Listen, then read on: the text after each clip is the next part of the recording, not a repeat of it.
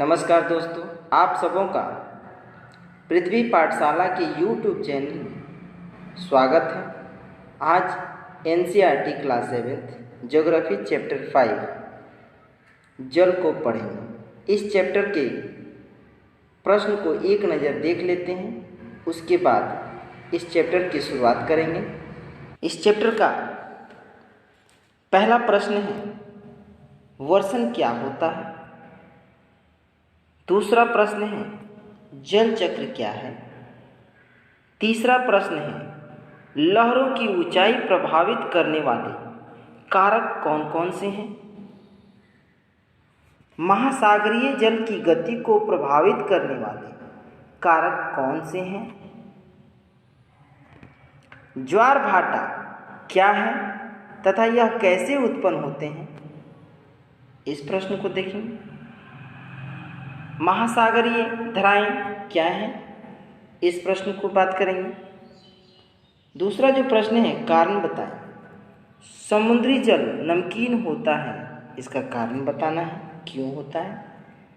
जल की गुणवत्ता का ह्रास हो रहा है, ये कैसे होता है, कारण बताना है। अगला जो प्रश्न है, वह प्रक्रम जिसमें जल लगातार अपने स्वरूप को बदलता रहता है और महासागर वायुमंडल एवं स्थल के बीच चक्कर लगाता रहता है। दूसरा प्रश्न है, सामान्यतः गर्म महासागरीय धाराएं उत्पन्न होती हैं, कहाँ होती हैं, बताना है। तीसरा प्रश्न है, दिन में 2 बार नियम से महासागरीय जल का उठना एवं गिरना कहलाता है। चौथा प्रश्न है, निम्नलिखित स्तंभों को मिलाकर सही जोड़े बनाएं। कैस्पियन सागर, ज्वार भाटा, सुनामी, महासागरीय धाराएं। आगे कुछ प्रश्न हैं, आओ खेलें, इसे आप एक नज़र देख लेंगे। अब हम बात करते हैं एक नज़र इस चैप्टर के प्रमुख पॉइंट की।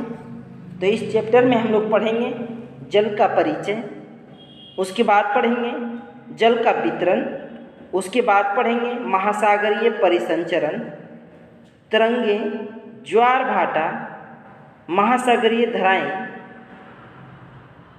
इस तरह से इन प्रमुख पॉइंटों को हम लोग देखेंगे। तो चलिए शुरू करते हैं इस चैप्टर को परिचय से।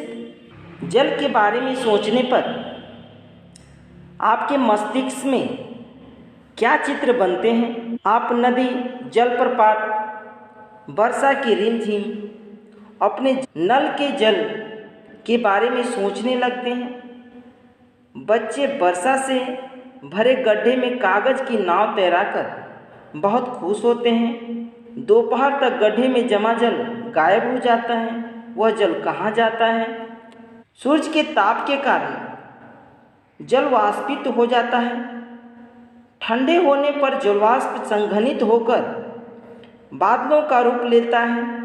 यहाँ से यह वर्षा हिम अथवा सहिम वृष्टि के रूप में धरती या समुद्र पर नीचे गिरता है। जिस प्रक्रम में जल लगातार अपने स्वरूप को बदलता रहता है और महासागरों, वायुमंडल एवं धरती के बीच चक्कर लगाता है, उसको जल चक्र कहते हैं। दोस्तों, ये सवाल पूछा है जल चक्र क्या है, तो आप इसका आंसर यहाँ से दे सकते हैं। नेक्स्ट, हमारी पृथ्वी थलशाला के समान है। जो जल शताब्दियों पूर्व उपस्थित था वही आज भी मौजूद है। जिस जल का प्रयोग आज हम हरियाणा के खेतों में सिंचाई के लिए कर रहे हैं, हो सकता है वह सैकड़ों वर्ष पहले अमेज़न नदी में बहता हो। अवलवन जल के मुख्य स्रोत नदी हैं, ताल, सोते एवं हिमनद। महासागरों एवं समुद्रों का जल लवणीय होता है। इसमें अधिकांश नमक सोडियम क्लोराइड या खाने में उपयोग किए जाने वाला नमक होता है। और लवण जल को हम लोग एक बार समझ लेते हैं। जो पानी हम पीते हैं, खाना बनाने में इस्तेमाल करते हैं, उसको अवलवन जल कहते हैं। जिसमें नमक की मात्रा होती है यानी सोडियम क्लोराइड की मात्रा होती है, वैसे नमक को हम लोग लवणीय जल कहते हैं। जल का वितरण, हम सभी जानते हैं कि पृथ्वी की सतह का 3/4 भाग जल से ढका हुआ है। यदि धरती पर थल की अपेक्षा जल अधिक है तो अनेक देशों में जल की कमी का सामना क्यों करना पड़ता है? क्या पृथ्वी पर मौजूद संपूर्ण जल हमारे लिए उपलब्ध है? निम्नलिखित तालिकाओं में इस जल वितरण को प्रतिशत में दिया गया है, इसे आप ध्यानपूर्वक देखें और यह प्रतिशत अक्सर एग्जामों में पूछे जाते हैं। पहला है, महासागर में 97.3% महासागरों में जल पाया जाता है। बर्फ छत्रक 0.2% है। भूमिगत जल 0.68% है। झीलों का अलवन जल 0.009% है। स्थलीय समुद्र एवं नमकीन झीलें 0.009% हैं। वायुमंडल 0.0019% है। नदियों में जल 0.0001% है। क्या आप जानते हैं इजराइल के मृत सागर में 340 ग्राम प्रति लीटर लवणता होती है? तैराक इसमें प्लवन कर सकते हैं क्योंकि नमक की अधिकता इसे सघन बना देती है।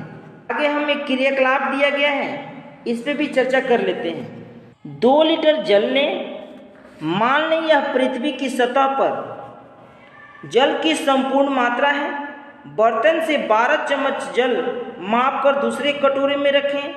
बर्तन से जल निकालने के बाद शेष जल लवणीय जल को दर्शाता है, जो महासागर एवं समुद्रों में पाया जाता है। यह जल उपभोग के लिए उपयुक्त नहीं है। यह लवणीय जल नमक युक्त होता है, यानी सोडियम क्लोराइड की मात्रा होती है। कटोरे में निकाल कर रखा गया 12 चम्मच जल पृथ्वी पर मौजूद संपूर्ण अलवन जल की मात्रा को दर्शाता है।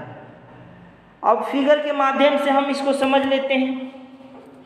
इन 9 चम्मच बर्फ छत्रक है, 2 चम्मच भौम जल है यानी जमीनी के अंदर, उसमें से आधे चम्मच अलवन जल की झीलों में है और 1 बूंद नदियों में है। ये अलवन जल का वितरण हम लोगों ने देखा। आगे पढ़ते हैं। जीवन के लिए जल अत्यधिक आवश्यक है। प्यासे होने पर केवल जल ही हमारी प्यास बुझा सकता है। ऐसे में आपको क्या ऐसा नहीं लगता कि लापरवाही से जल का उपयोग करने पर हम बहुमूल्य संसाधन को बर्बाद करते हैं?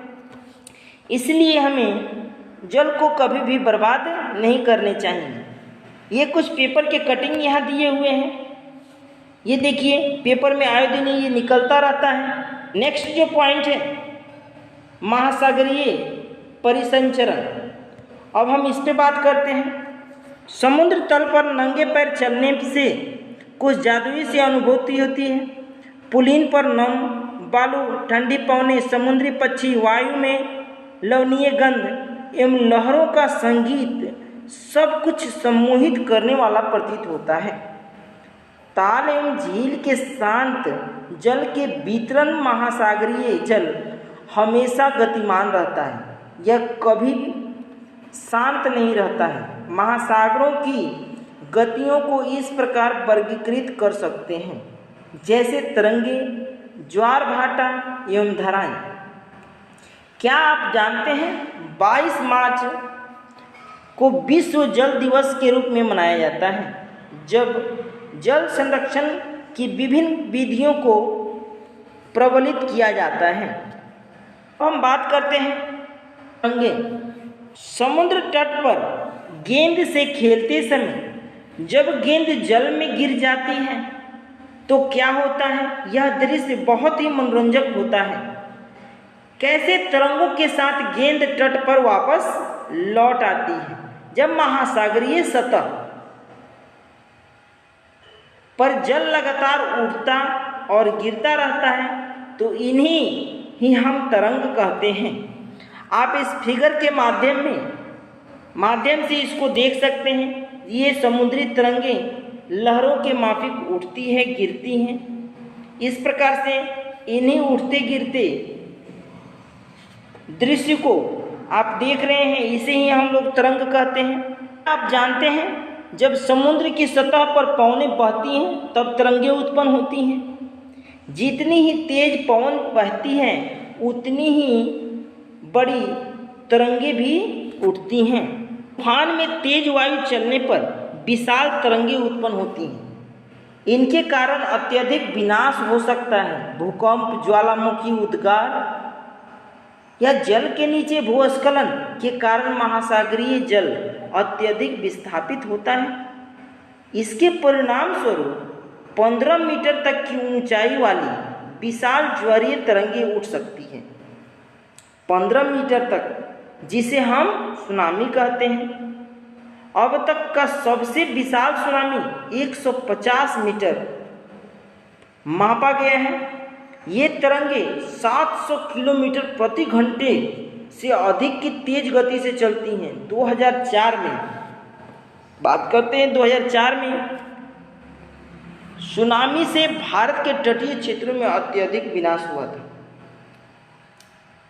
सुनामी के बाद अंडमान एवं निकोबार द्वीप समूह में इंदिरा पॉइंट डूब गया था। अब हम बात कर लेते हैं। क्या आप जानते हैं सुनामी जापानी भाषा का एक शब्द है जिसका अर्थ होता है पोत्राशय तरंगें, क्योंकि सुनामी आने पर पोत्राशय नष्ट हो जाते हैं। हम जो 2004 में सुनामी आई थी उसके बारे में काफ़ी सवाल पूछे गए हैं, तो हम उसे विस्तृत रूप से जान लेते हैं।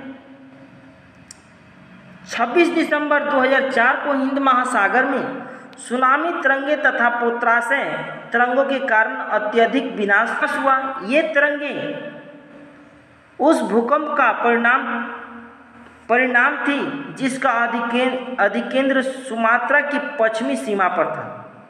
इस भूकंप की तीव्रता रिएक्टर पैमाने पर 9.0 मापी गई थी। भारतीय प्लेट बर्मा प्लेट के नीचे धंस गई थी और समुद्र तल में आकस्मिक गति उत्पन्न हो गई थी। इस कारण यह भूकंप आया। महासागरीय तल लगभग 10 से 20 मीटर तक विस्थापित हो गया और नीचे की दिशा में झुक गया। इस विस्थापन के कारण निर्मित अंतराल को भरने के लिए विशाल मात्रा में समुद्री महासागरीय जल उसी ओर बहने लगा। लगभग दक्षिण एवं दक्षिण पूर्वी एशिया के समुद्री तटों से जल हटने लगा। भारतीय प्लेट के बर्मा प्लेट के नीचे चले जाने पर जल वापस समुद्र तट की ओर लौटा। यह सुनामी लगभग 800 किलोमीटर प्रति घंटा की गति से आया, जिसकी तुलना व्यावसायिक वायुयान की गति से की जा सकती है। इसके परिणाम स्वरूप हिंद महासागर के कुछ द्वीप पूर्णतः डूब गए। भारतीय सीमा की ध्रुव दक्षिणी बिंदु इंदिरा पॉइंट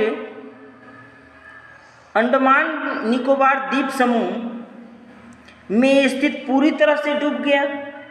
जब सुमात्रा में भूकंप के अधिकेंद्र से तरंगे सुमात्रा की तरफ से अंडमान द्वीप समूह एवं श्रीलंका की ओर बढ़ी, तरंगों की लंबाई कम हो गई। जल की गहराई भी कम होने के साथ साथ इनकी गति भी 7 से बढ़कर 900 किलोमीटर प्रति घंटे से 70 किलोमीटर प्रति घंटे तक कम हो गई। समुद्र तट से सुनामी तरंगे 3 किलोमीटर तक की गहराई तक गई, जिसके परिणाम स्वरूप 10,000 से भी अधिक लोगों की मृत्यु हो गई और 1 लाख से अधिक घर प्रभावित हुए। भारत में आंध्र प्रदेश, तटीय प्रदेश, तमिलनाडु, केरल, पुडुचेरी, अंडमान निकोबार द्वीप समूह सर्वाधिक प्रभावित हुए। यद्यपि पहले से भूकंप का अनुमान लगाना संभव नहीं है, पिछले अध्याय में हम लोग पढ़ चुके हैं, फिर भी बड़ी सुनामी के संकेत 3 घंटे पहले मिल सकते हैं। प्रशांत महासागर में प्राथमिक चेतावनी की ऐसी प्रणालियाँ क्रियाशील हैं, लेकिन हिंद महासागर में ये सुविधा नहीं है। प्रशांत महासागर की तुलना में हिंद महासागर में सुनामी कभी कभी ही आती हैं, क्योंकि यहाँ भूकंप क्रिया बहुत कम होती हैं। दिसंबर 2004 में जिस सुनामी ने दक्षिण एवं दक्षिण पूर्वी एशिया के तटों पर तबाही मचाई, वह पिछले कई सौ वर्षों की सर्वाधिक विनाशकारी सुनामी थी। हिंद महासागर में निरीक्षण, आरंभिक चेतावनी की प्रणालियाँ एवं हिंद महासागर के तटीय निवासियों में जागरूकता की कमी के कारण जीवन एवं संपत्ति की अत्यधिक क्षति हुई थी। सुनामी आने का प्रथम संकेत यह होता है कि तटीय क्षेत्रों में जल में तेजी से कमी आती है और फिर विनाशकारी तरंगें उठने लगती हैं।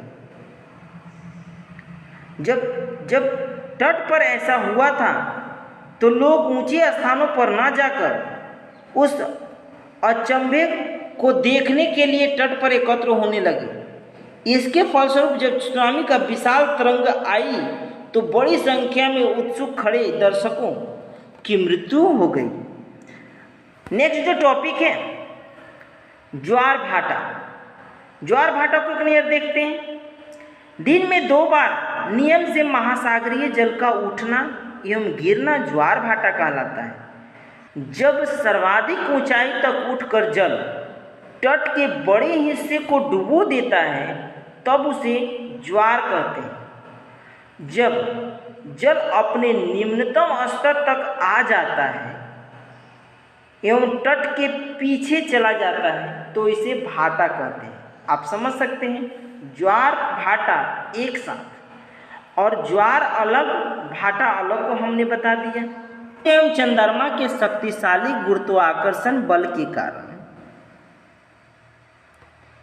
पृथ्वी की सतह पर ज्वार भाटे आते हैं।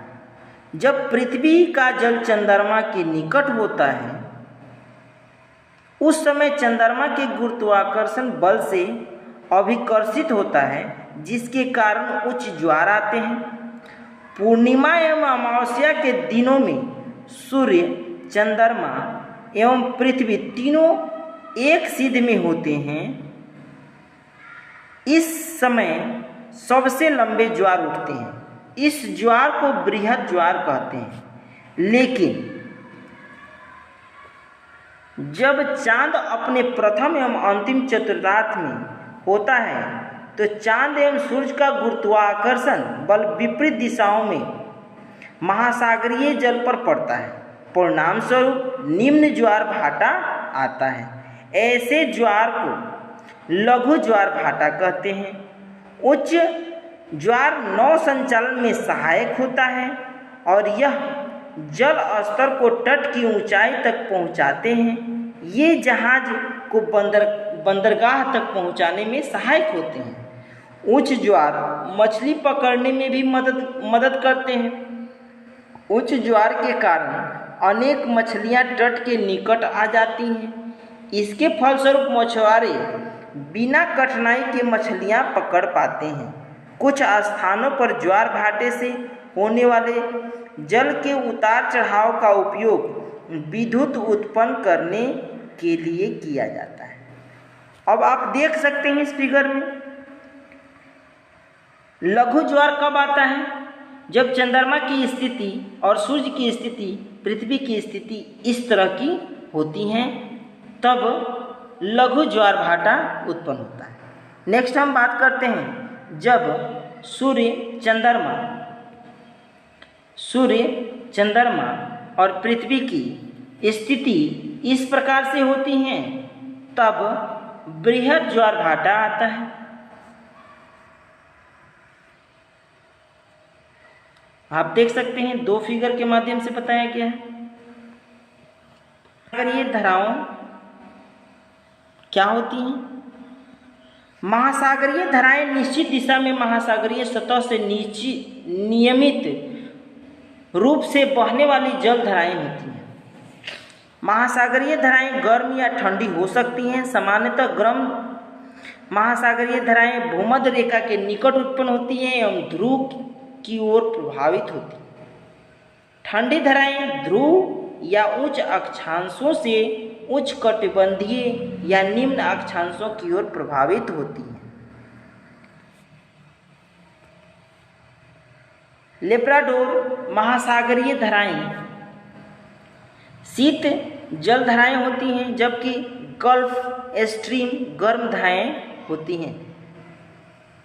सागरीय धाराएं किसी क्षेत्र के तापमान को प्रभावित करती हैं। गर्म धाराओं से स्थलीय सतह का तापमान गर्म हो जाता है। जिस स्थान पर गर्म एवं शीत धाराएं मिलती हैं वह स्थान विश्व भर में सर्वोत्तम मत्स्य क्षेत्र माना जाता है। यानी कि ये सवाल भी बहुत एग्जामों में पूछा है, मछलियाँ सबसे ज़्यादा कहाँ पाई जाती है, तो आप बताएंगे।